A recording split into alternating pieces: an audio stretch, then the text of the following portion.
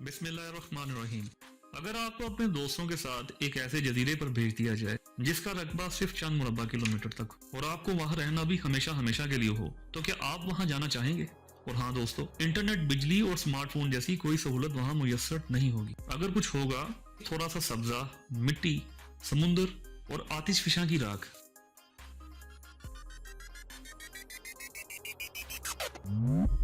हो सकता है आप वहां रहने का तसव्वुर भी ना करें, लेकिन चिली से सिर्फ 3500 किलोमीटर दूर बहरुल काहिल के दरमियान जनूब की तरफ एक छोटा सा जजीरा है जहां चारों तरफ सिर्फ पानी ही पानी है। समुद्र की इन वीरानियों में 64 मुरबा किलोमीटर एक छोटा सा आइलैंड है जिसे ईस्टर आइलैंड कहते हैं।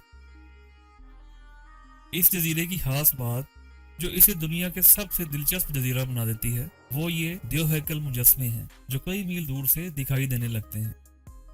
पैसिफिक ओशन के इस रिमोट आइलैंड पर हजारों की तादाद में पाए जाने वाले ये भारी भरकम स्टैचूज आखिर बनाए किसने? क्या वो किसी और दुनिया से आए हुए एलियंस थे या हम जैसे इंसान? 1722 यानी आज से ऑलमोस्ट 300 साल पहले एक यूरोपियन एक्सप्लोरर जैकब रेगिवीन अपनी बोट में एक्सप्लोर करते हुए किसी और जजीरे की तलाश में निकला, लेकिन गलती से इस जजीरे पर आ गया जहां उसे जजीरे के किनारे पर समुद्र को पीठ दिखाते हुए बड़े बड़े पत्थर से बनाए स्टैचूज नजर आए। देखने में ये स्टैचूज किसी दियों की तरह लगते थे जिनको बड़ी मेहनत से पत्थर से तराश कर बनाया गया था। जैकब को ये मंजर बहुत तशवीशनाक लगा और उसने पूरे आइलैंड को एक्सप्लोर करने का फैसला किया। पता ये चला कि पूरा आइलैंड 100 से ज्यादा स्टैचूज से भरा पड़ा था, जिनमें से कुछ खड़े हैं और कई जमीन पर गिरे थे। ये 5 अप्रैल का दिन था और मसीही मुकद्दस त्योहार ईस्टर संडे का दिन था।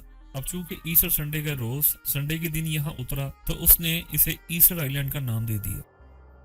ईस्टर आइलैंड समुंदर में ऐसी लोकेशन पर है, एक साइड पर पिटकैरन आइलैंड जो कि 2075 किलोमीटर पर है जहां कोई इंसान नहीं बसता, और दूसरी तरफ मैंगरीवा आइलैंड है जहां सिर्फ 500 लोग रहते हैं, और ईस्टर्न आइलैंड खुद चिली की हदूद में आता है जिसका फासला 3512 किलोमीटर है, जहां तक जाने में 5 घंटे लगते हैं और ये सिर्फ प्लेन से मुमकिन है। इस छोटे से आइलैंड में एक या दो नहीं बल्कि 887 स्टैचूज हैं। ये स्टैचूज इस नन्हे मुन्ने जजीरे को इसलिए हैरानकुन बनाते हैं कि आज कोई ये समझ नहीं सका कि इतने बड़े बड़े स्टैचूज वहाँ की मुख्तसिर आबादी ने कैसे बनाए, इन्हें कैसे खड़ा किया, और सबसे बढ़कर ये कि इन्हें बनाया ही क्यों। ये स्टैचूज बहुत बड़े हैं, लेकिन इनमें सबसे बड़ा स्टैचू 33 फीट ऊंचा है और 90 टन वजनी है, जिसको मूव करने के लिए 5 से 600 लोगों की जरूरत है। रिसर्च के दौरान एक्सपर्ट को एक ऐसा इनकम्प्लीट स्टैचू मिला जिसकी हाइट 70 फीट थी। एक अंदाजे के मुताबिक अगर ये स्टैचू कंप्लीट हो जाता तो इसका एस्टिमेटेड वजन 300 टन होता। लेकिन हैरानकुन बात यह है कि यहाँ की कदीम तरीन रहने वाले भी नहीं बता सकते कि इनके आबाओ अजदाद ने ये मुजस्मे क्यों और कैसे बनाए थे। ऐसा शायद इसलिए है कि इस जजीरे के चंद बचे कुचे बशिंदे सिर्फ वो हैं जो पिछले 300 साल से अपने बचाव की जंग लड़ रहे हैं।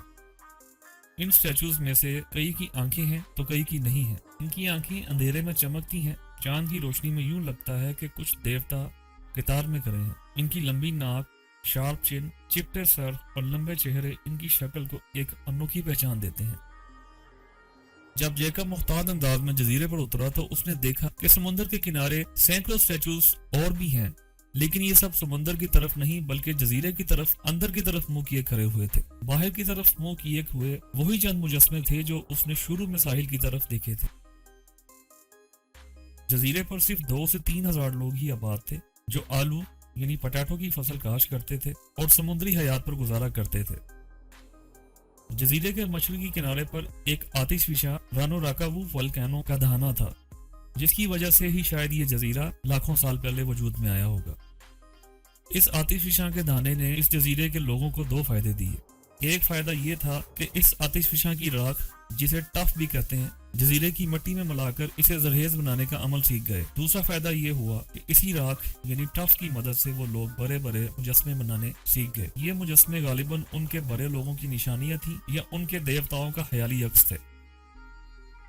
ये लोग अपने जजीरे को रैपनोई कहते थे और इन स्टैचूज को मुआवी का नाम दिया था। यहाँ ये सवाल पैदा होता है कि आखिर रैपनोई के लोग दुनिया के इस सबसे अलग जजीरे पर क्यों और कहां से आए। یہ سوال اس لیے بھی راز ہے کہ آج یہاں کے 2500 کے قریب اصل باشندے نہ تو اپنی قدیمی زبان جانتے ہیں اور نہ ہی اپنا مذہب۔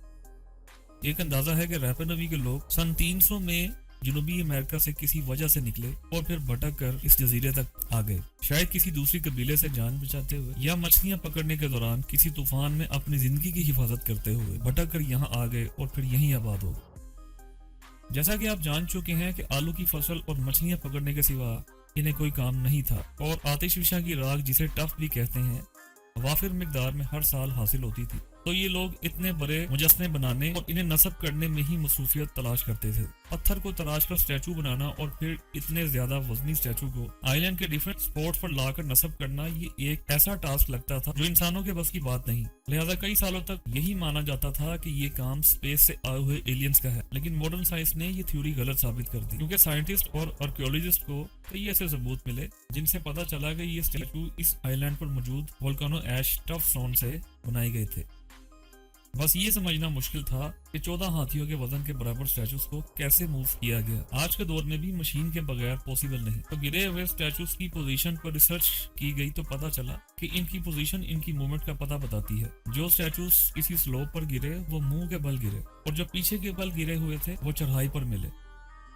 اس سے پتہ چلا کہ یہ موونگ کے دوران سٹینڈنگ حالت میں تھے اور مس بیلنس سے گرے۔ سٹیچوز کے وزن کے برابر کوپی سٹیچو کنکریٹ سے بنایا گیا اور اسے رسیاں باندھ کر موو کیا گیا۔ کافی دیر کی کوشش کے بعد آخرکار سٹیچو 50 فٹ تک موو کرنے کی ٹیکنیک سمجھ آ گئی۔ ایسٹرن آئی لینڈ پر رہنے والوں کی ہمت اور عقل مندی کا بھی پتہ چلا۔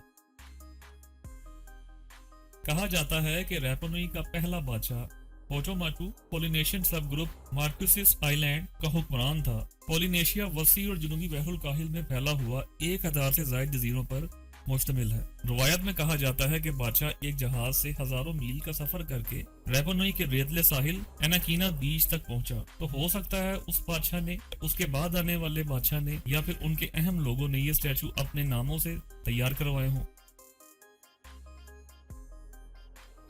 ایک سٹڈی میں بتایا گیا کہ کسی دور میں ایسٹر آئی لینڈ میں 17,500 لوگ رہتے تھے۔ یہ لوگ پولینیشین تھے جو سال 300 میں اس آئی لینڈ پر آئے، یعنی آلموسٹ 1700 سال پہلے۔ اس وقت پورا آئی لینڈ ایسا نہیں دکھتا تھا جیسا آج۔ اس بات کے کئی ثبوت مل چکے ہیں کہ آئی لینڈ پام ٹریز سے بھرا ہوا تھا، لیکن اتنا گھنا جنگل کہاں گیا؟ ریسرچرز کے مطابق یہاں بڑے پیمانے پر ڈیفورسٹریشن یعنی جنگلات کی کٹائی ہوئی۔ ایسا اس لیے ہوا کہ یہاں آنے والے وہ لوگ کسان تھے، انہیں ان درختوں کی ضرورت نہیں تھی، وہ آلو کی کاشت کے لیے زرخیز زمین چاہ رہے تھے، اسی لیے انہوں نے سارا جنگل کاٹ دیا اور ایکوسائیڈ کا شکار ہو گئے، اور ان کی ساری زمین بنجر ہو گئی اور خوراک کی قلت کا شکار ہوئے، جس کی وجہ سے آپسی لڑائی میں پھنس گئے۔ ایسے کئی اسکیلیٹنز ملے ہیں جو فزیکل ٹارچر کا ثبوت دیتے ہیں، جو کہ سول وار کے نتیجے میں ہوا، جس کا نشانہ زیادہ تر عورتیں بنی، اور عورتوں کی تعداد میں کمی کی وجہ سے یہاں پاپولیشن کی کمی ہوئی۔ ان کے ختم ہونے کی ایک وجہ تو یہ بنی، اور دوسری بڑی وجہ یہ ہے جب جیکب کی اس دریافت نے یورپین اور جنوبی امریکہ کے لوگوں کو اس نئی کالونی کا راستہ بتایا، انہوں نے یہاں کے معصوم لوگوں کو غلام بنانا شروع کر دیا۔ یورپینز نے انہیں صرف غلام ہی نہیں بنایا بلکہ ایک اور بڑا ظلم بھی کیا۔ وہ ظلم یہ تھا کہ ایسٹر آئی لینڈ کے لوگوں کے جسم ان بیماریوں کے عادی نہیں تھے جن سے یورپین اور باقی دنیا والوں کے جسم امیون ہو چکے تھے، یعنی یہاں کے لوگوں میں عام سی بیماریوں سے بھی لڑنے کی سکت نہیں تھی، جن بیماریوں سے باقی دنیا کے لوگ لڑنے کی قوت مدافعت صدیوں کے دوران حاصل کر چکے تھے، کیونکہ یہ لوگ تو ہزاروں سال سے الگ ہی رہ رہے تھے اور بیرونی دنیا سے ان کے بھروں کا بھی کوئی تعلق نہیں تھا۔ جنوبی امریکہ کے کسی علاقے سے آئے تھے، کیونکہ جب وہ لوگ یہاں آئے اس وقت تو ابھی پوری طرح سے امریکہ بھی دریافت نہیں ہوا تھا، اس لیے جب یورپینز نے یہاں آنا شروع کیا ان کے ساتھ نئی بیماریاں بھی آئیں جن سے یہاں کے لوگ مرنے لگے، ہوتے ہوتے یہاں کی آبادی چند سو افراد تک رہ گئی۔ دوستو، یہ مائٹی سٹیچو کیسے تعمیر ہوئے اس کے بارے میں یہاں کے باشندے اس لیے بھی یقین سے کچھ نہیں بتا سکتے کیونکہ ان کی تعمیر اور اختتام ان کی پیدائش سے سینکڑوں سال پہلے ہو چکا تھا۔ ایک ایسٹیمیٹ کے مطابق سٹیچو 13ویں اور 15ویں صدی میں تعمیر ہوئے، اسے یہاں کا مڈل پیریڈ کہا جاتا ہے۔ کئی سٹیچو اپنی باڈی سمیت آئی لینڈ کے بارڈر پر شان سے کھڑے ہیں، جبکہ کئیوں کے صرف سر ہیں۔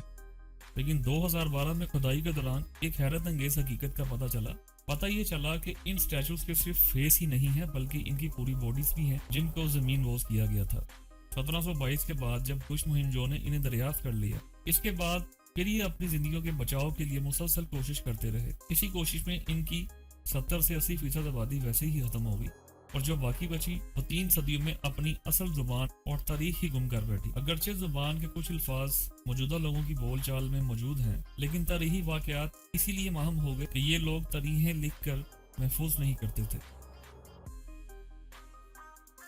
مجسموں اور پتھروں پر تصویری زبان میں جو کچھ لکھا ہے وہاں سے ہی کچھ محدود سی معلومات حاصل ہو رہی ہیں۔ رش اور جنوبی امریکس نے شروع میں ان کے بارے میں کچھ جھوٹ بھی بولے، جیسا کہ انہوں نے لکھا کہ یہاں کے لوگ کھانے کی کمی کی وجہ سے آپس میں لڑ جھگڑ کر ختم ہوئے، لیکن ان کا یہ جھوٹ اس لیے پکڑا گیا کیونکہ آثار قدیمہ کی تحقیق سے پتہ چلا کہ یورپینز کی آمد سے پہلے یہاں جو ہزاروں کی تعداد میں لوگ آباد تھے وہ بہت اچھے اور ماہر کاشتکار تھے، اور وہ جزیرے کی 1/4 سے کچھ کم حصے پر آلو کاشت کرتے تھے اور مچھلیاں پکڑنے میں ماہر تھے۔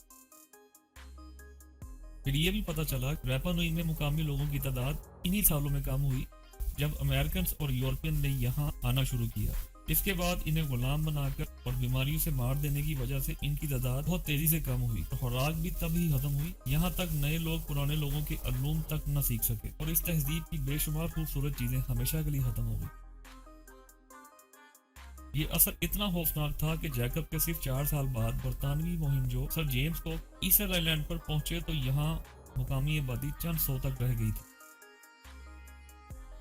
اس آبادی کو اب خوراک کے مسائل کے ساتھ ساتھ آپسی جھگڑوں کا واقعی سامنا تھا، لیکن یہ سب یورپین کی آمد کے بعد ہوا جب 4 سالوں میں ان کی تعداد ہزاروں سے کم ہو کر 600 سے 700 مرد اور 30 سے بھی کم خواتین تک رہ گئی تھی۔ اپنی تاریخ سے کٹی ہوئی اس مختصر آبادی میں یورپینز نے مذہب کی تبلیغ زور شور سے شروع کر دی تھی۔ 19ویں صدی میں کیتھولک فیر کے پادریوں نے ایسٹر آئی لینڈ پر قدم رکھا اور یہاں چرچ قائم کرنے شروع کر دیے۔ انہوں نے مقامی آبادی میں کرسچینٹی کی تبلیغ کی، اور جو چند 100 لوگ رہ گئے تھے انہیں نئے دین کے طور طریقے سکھانے شروع کر دیے۔ یہ عمل اس صدی میں مکمل ہوا اور یہاں کی آبادی نئے مذہب میں ڈھل گئی۔ اب یہاں کی آبادی میں آپ کو جا بجا چرچ کی علامات نظر آتی ہیں۔ اس دوران 1888 میں چلی نے ایسٹر آئی لینڈ پر قبضہ کیا۔ چلی نے 1965 میں ایسٹر آئی لینڈ کے لیے ایک سویلین گورنر بھی مقرر کر دیا۔ اب اس جزیرے کے رہائشی چلی کا پاسپورٹ یوز کرتے ہیں اور دنیا کی آبادی کا ایک حصہ ہیں۔ 1995 میں یونیسکو نے ایسٹر آئی لینڈ کو عالمی ثقافتی ورثہ قرار دے کر محفوظ کر لیا۔